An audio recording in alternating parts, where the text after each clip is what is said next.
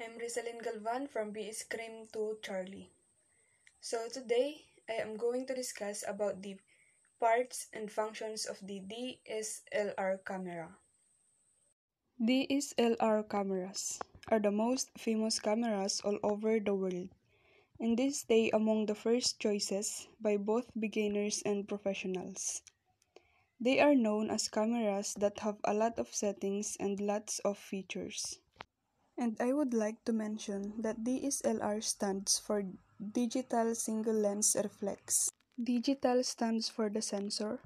Single lens means that the camera uses one only lens for different particular operations. And reflex stands for the system of the mirror in the camera. First is the lens. It is the most vital part of a camera. The light enters through the lens, and this is where the photo process begins. Lenses can be either fixed permanently to the body or interchangeable. They can also vary in focal length, aperture, and other details. Viewfinder. This is the area on the camera that you look through in order to compose your shot. It shows exactly what is going to be photographed. Mode dial. The mode dial allows you to select different options such as automatic mode, program mode, sport mode, or macro mode. Older cameras may not have a mode dial because all of the settings are manual.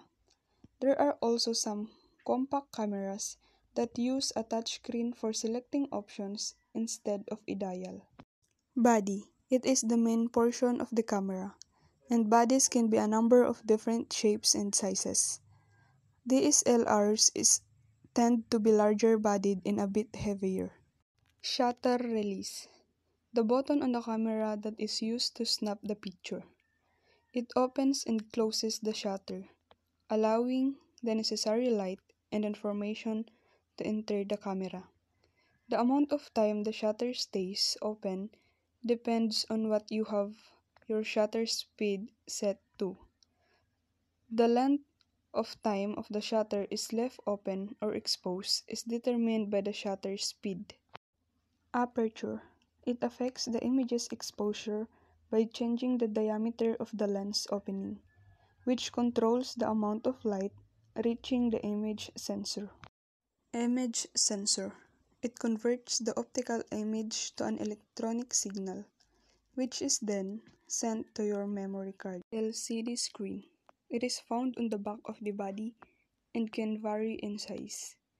The LCD is mainly for viewing photos after shooting, but some cameras do have a live mode as well.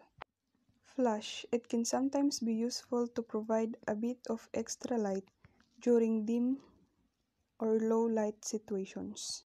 Lastly, we have the focus ring. It is typically found on the lens that allows manual control of the camera's focus. That's all I can share about the DSLR camera. Thank you for listening.